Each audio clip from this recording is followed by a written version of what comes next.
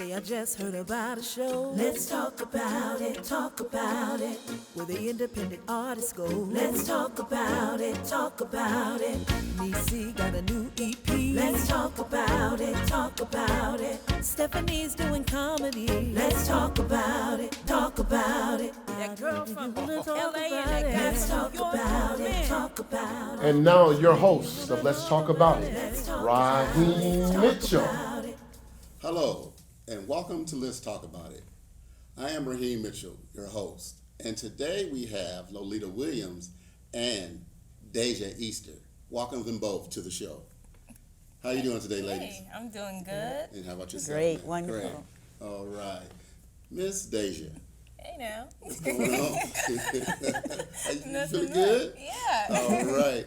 First of all, let everybody know a little bit about yourself. Yeah, my name is Deja Easter. I do marketing, and I ran into Mr. Raheem Mitchell online from promoting our event for the church, our community day event. Right. And so it's been a pleasure meeting you, and now I'm here. That's right. That's good because I'm always scrolling on Messenger, Instagram. I'm trying to find projects so I can come out and interview people. Yeah. So I saw that your church, Remnant, had a Thanksgiving turkey drive giveaway. Yeah. So I messaged you and I was checking with you. I said, "Hello, my name's Raheem Mitchell. We'll have a show. Blah blah blah." So I would love to come out and cover your event. And she answered me promptly, but she was like, "Wait, what type of questions you gonna be asking?" And she was being very specific. I said, "No, I'm just going to interview people that win baskets and talk to them about how they feel about coming out, why it's coming out so important to them, and just things like that." So she agreed. She said, "Yeah, sure, come on out. How many tickets you need?" So I said, "Just give me about 3." She said, "Are you sure? I can give you more." I said, "No, I'll just take about 3 tickets." So I took the 3 tickets, and I came there with my niece, and we shot some footage, which we got a lot of footage. Yeah. I mean, you guys had people there that was cooking burgers. You had somebody giving away hygiene products, and you guys were giving away free haircuts, clothing. So much. And it was and I was just blown away completely. Because normally, sometimes things don't happen like that in Moreno Valley. But we had a lot of community support. Yes, you So did. like the person who was cooking is also, he goes to our church and he has a restaurant that he's working on. And then the hygiene kits, the community helped and contributed, as well as our church. And then the people who were doing the haircuts, he goes to our church. And then, the community was very well knit, and even our church was just very supportive of what we were doing. And Yes. so it also made it easier to market because I had confidence. I was like, "Hey, Pastor, you gonna be able to handle all these people?" He's like, "Yeah, bring it on." I was like, "All right, cool, we on." Yeah, exactly. And in fact, the morning I got there and we met, and he was like, "You know what? People are still asking me for tickets." And you said, "I just told them, come on, it's a community event. Come on out." And when I drove up, I heard the music playing, and everybody was just having fun. And you guys had numerous of gospel artists performing. What was some of the gospel artists performing? We had Clinton and Ina Hopkins, and also Gil Gaspy and Purpose. And so, and other community artists contributed as well, but it was really great just to see the artists come out and volunteer their services in ministry and music and contribute. And even you saw the First Lady was praying over people and just tugging and loving on people, and the pastor was here and there, making sure everything's coordinated. So it was good. Yeah, that event was, it was awesome. I felt like I was a member of the church. Exactly. when I was there. So as we were speaking, you had told me, you said, "Okay, you coming out for the interview?" And I was like, "Yes, I will be there." And he was like, "Well, is there going to be a charge for this?" Yeah. And I'm like, "Nah, all this is free." She said, "Because I have to let the pastor and first lady know." I said, "No, everything is just going to be free, just as long as you guys welcome me out. I'll come out, I interview everybody." And what I was most excited about was I personally had a chance to interview the pastor and the first lady. Yeah. Now, see, sometimes when it's an event like that, sometimes the pastor and first lady, they might not have time. Yeah. But they was more than welcome to let me interview them, and they showed me around the church. We went into the sanctuary, and he told me how everything is set up for the morning services and everything. And then at the back of the church, you guys had face painting, kids jumping on the jumper, and every time you and I were walking around and interview somebody, bling, there was the first lady ministering to somebody. Every time we turned around, you was like, I'm sorry, the first lady's name one more time. Patrice Gosley. Patrice Gosley and Kendall Gosley. And Kendall Gosley. Yeah. He was like, no, that's her. That's what she does. She's gonna be doing that all day. So come on, let's go. Yeah. Talk to somebody else. Yeah, all day. Yeah. And I remember you said you felt like you were a member, and that's how I felt, because we barely joined this year. But we've been going to the church for about 4 years, probably. And then she's like, when you going to join? I was like, we've been going to this church for 4 years. I feel like we're a member. She's like, no. She's laid on work. You got to join. You got to do the step 1 class. Yeah, you got to do all that other stuff. You can't just be, okay, I've been here 4 years. I'm a member now. No, don't worry about it. Yeah. But that's how loving they are. You can be active. All the love, yes. And then not even join and feel like you join. You're like, you going to join? Yeah, I was there, and I'm like, everybody, and I kept calling her, everybody, come here, man, let's check this out. And I'm like, you know my name? Yeah, man, what day she told you she was coming? I'm like, oh, okay. So everything was great. But when I first got there, the very first person I ran into was your mom. And I didn't even know that was your mom. So I got there, and I was speaking to somebody. I said, yeah, I'm here. My name is Raheem Mitchell. I'm here to see Deja. They're like, oh, she's not here yet, but I know somebody. I know exactly where she is. You can get in touch with her. And Mom was back there loving on the kids and everything. Yes. So I got back there. I said, yeah, I'm supposed to meet Deja. Like, okay, hold on 1 minute. Deja, Raheem here. And so, it's like, she be here in just a minute. And she went right back, didn't let my interruption interrupt her flow. She had like 3, 4 kids I was talking to, and she said, Deja, be here in just a minute, baby. Okay, now what was you saying? And She got the prizes. It just kept going like clockwork, and it was going, and I'm like, wow, I'm amazed. So I went back out to my car. I got my camera. You should see her at Sunday. when she helps out with the kids on Sunday mornings. Yeah, I had a feeling. Bob, you be with them kids, huh? Yeah. She be with the kids. So what you say, you wanted the kids, or you? Because I'm gonna tell you right now, when it comes to kids, I'm 100%. I'm a total kid. Okay. It's been times when I have been at a birthday party and I'm hosting it. I might dress up as Spider-Man or whatever, because I do a lot of comedic stuff with kids. And it got so bad, the lady at the party was like, okay, Spider-Man, you need to go in the corner. She put me in the corner. Because you get sweets in me, and it's just like I'm a big kid. Oh, Lord. No. Yeah, I'm sorry. That's bad. No, I'm bad about that. Okay. Your kid gonna come back saying yes, sir, after it. That's it. I'm just bad about that. But being there at the church, and the pastor was saying that, he said, oh no, we have to expand. We have to get bigger. He said, because he said first you guys had 1 service. Oh yeah. And then he said you guys had to go to 2 services because it was like, he said, I'm like standing room only. And the blessing is, before that location was moved into, we were at a school, and it wasn't even that packed. And so as soon as he got a location, the people started coming, the overflow, and all these ministries started, expanding.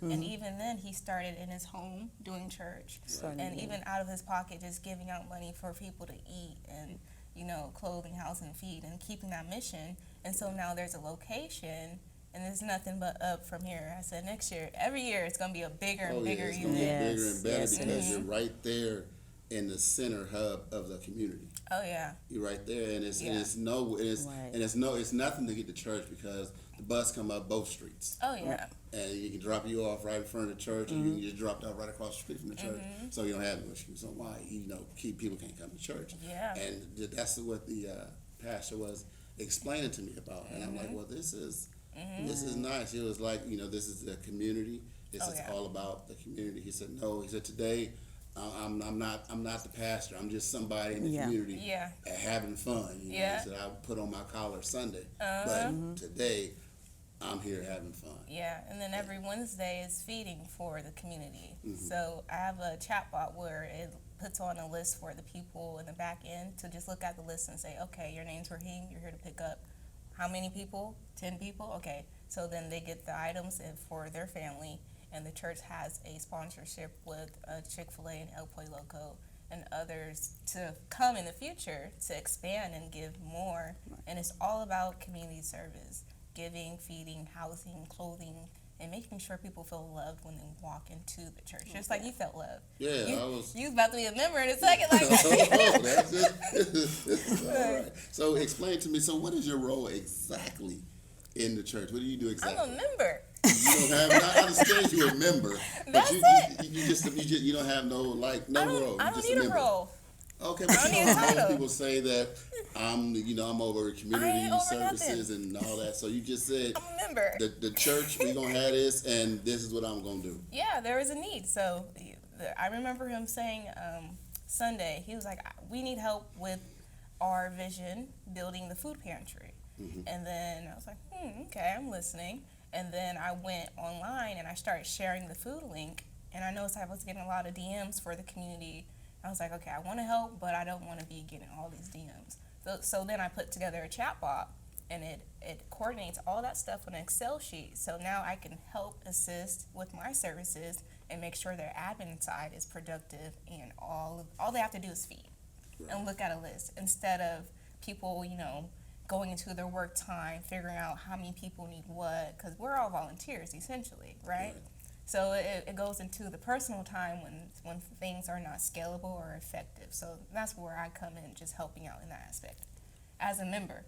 Okay, so I thought maybe you was the event coordinator / prayer warrior and all that good stuff. No. But you said no, you just a member, Yeah, I and you like it. just happy to help because I'm you happy. love the church and you love the Lord. Yeah. And that's awesome. But I honestly, seriously, because when we were sitting there in the sanctuary and I was interviewing you and your mom, and you was like, excuse me, and your mom was saying how proud she was of you on how you put that event together, and she started going on and saying how she's proud of you and how you doing everything, and you was like, yeah, I'm just doing it.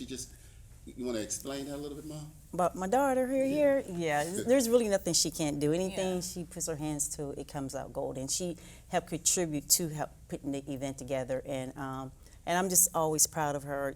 She's very bright, intelligent, but to see what God is doing for her in her life is just awesome. And so I'm proud of her. She's, like she said, she's just a member, but she does a lot behind the scene that the church don't know about. But I want to contribute, also share that Remnant of Life has thus far fed 6,000 families. Remember that? He was like, that's a lot. Right. That is a lot in Moreno Valley. So Yes. we are Remnant of Life Worship Center, and we're doing so much to help the community. Yeah.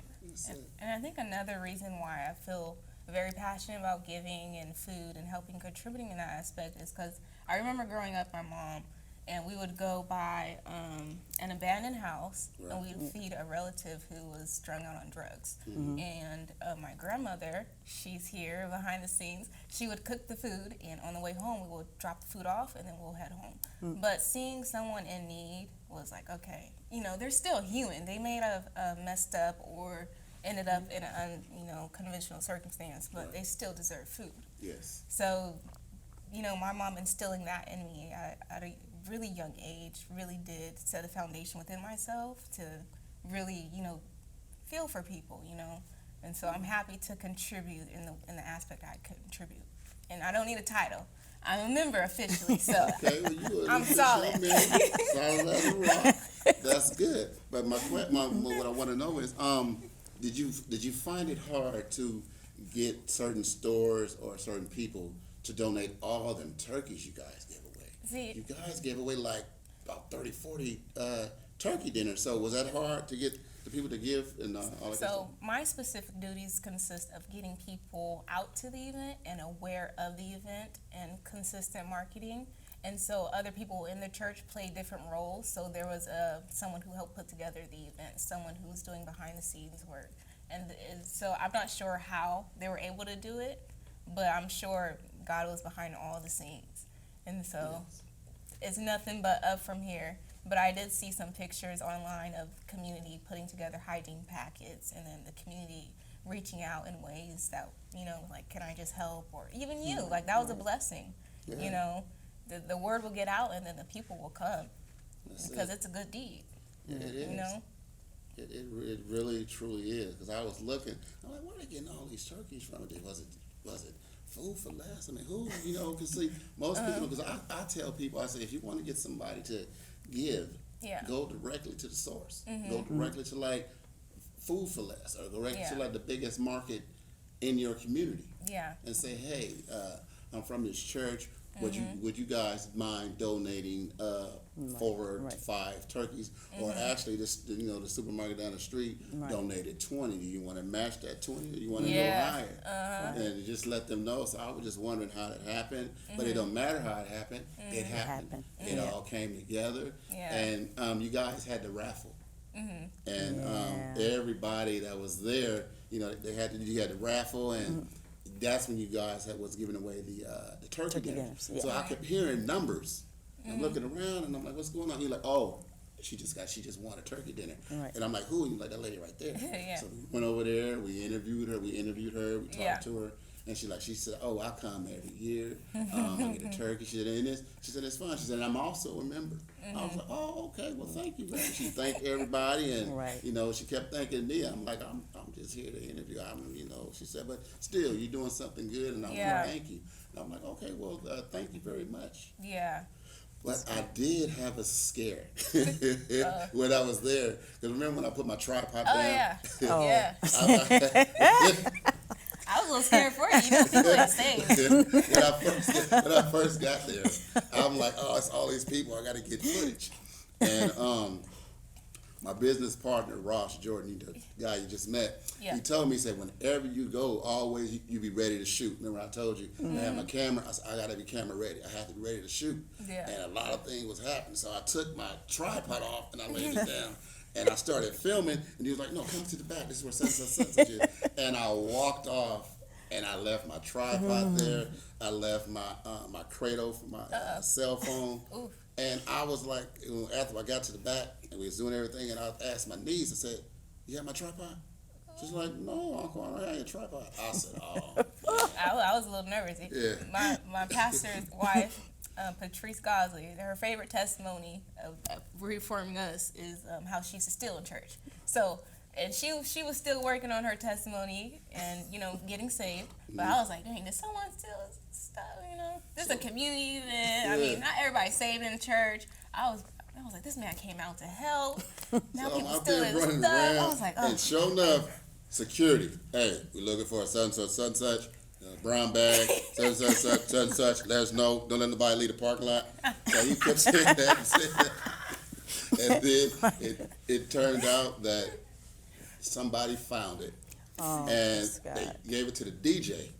So as I was going over there to interview the gentleman that was leaving with his wife, I went over there, and on my way back, I saw it, and it was like my child. I ran over there, I grabbed my tripod, I held it, I'm not letting this tripod go.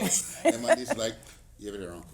I'm going to put it on my shoulder. I said, why don't you just put it on your shoulder, Uncle? She said, you have a shoulder strap, just put it on your shoulder. Right. And I was just thinking about getting footage. That's all I was thinking about, was getting footage. And which was cool was, like, half of the members, or even more than half of the members, were already on Facebook Live doing it. I was saying to you, I said, I can have a two camera shoot where I have one camera on you, then I have your camera in my cradle, and you can be going live. And like, oh no, we got about 8 or 9 people going live.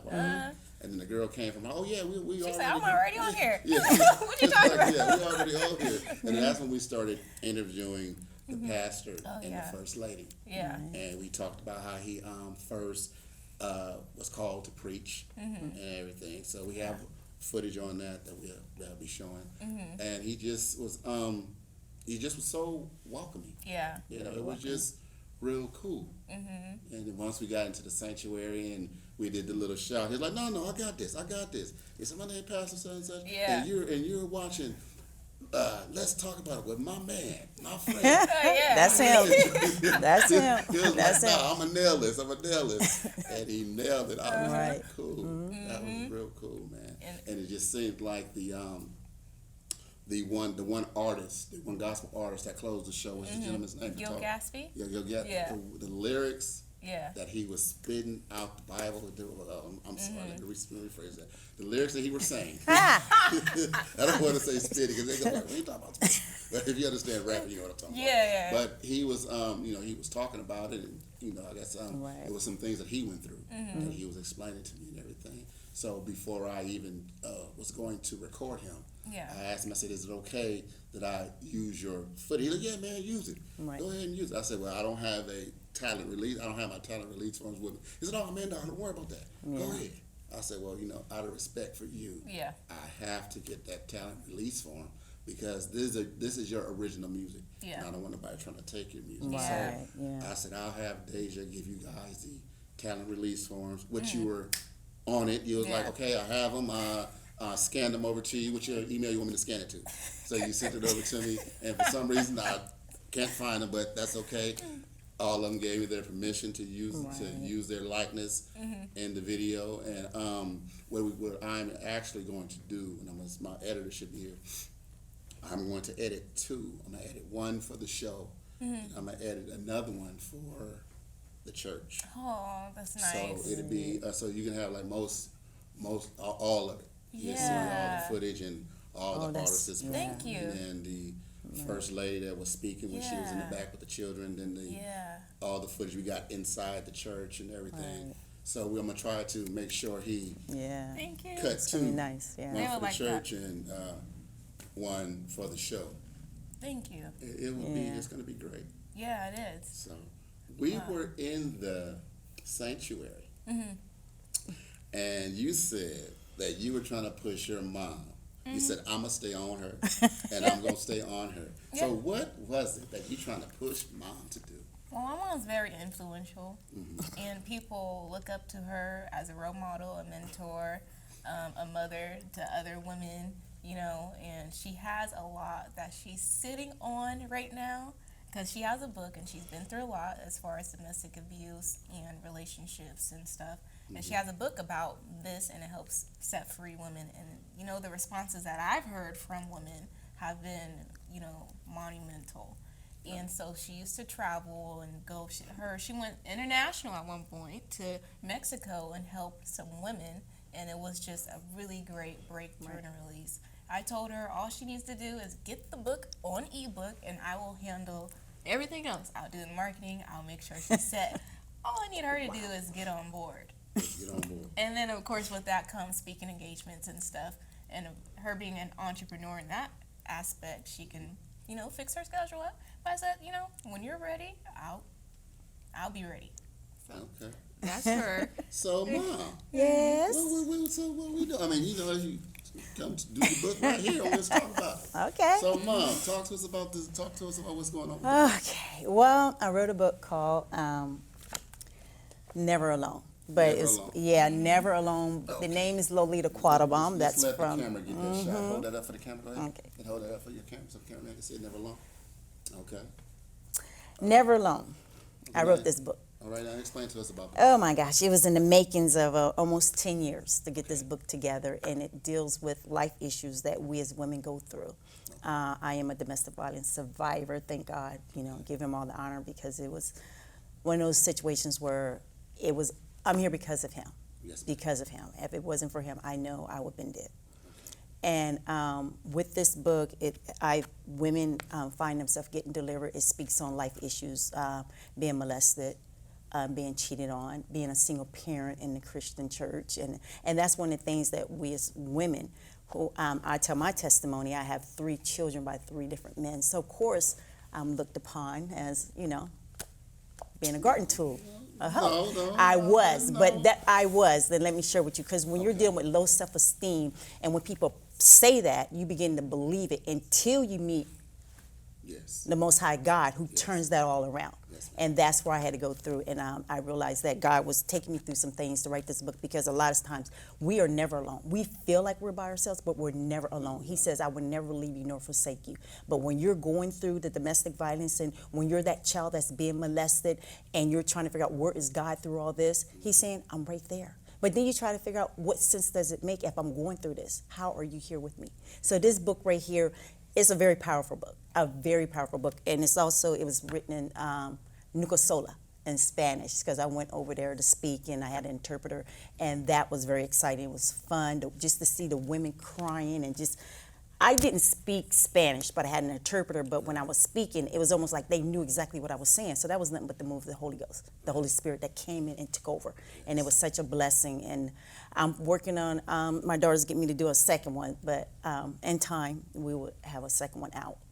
Okay. So is there any particular passage in the book that you would like to share with us? Or Oh my something? gosh. Just pick My one, or favorite what's your favorite one? my favorite one is called Strong Woman. And this is because when I read this, I really feel like it's me. And when I wrote this book, God allowed me to live everything that's in this book spiritually. Okay. Some of the things I didn't go through, but He allowed me to live it spiritually. And my favorite is called Strong Woman, and one of my favorite poems in here. Can you read the Oh, book? absolutely, absolutely. Yeah. Let's get this going then. Get it going on. Why not, You huh? gonna start crying? Let's see here. Let's get. Start to cry right there on your shoulder. Yeah, it's called Strong Woman. Okay. One of my favorite. I wrote this. This was something I was dealing with at the time, but nothing but God. Okay, you ready? Yes, ma'am. Okay, here we go.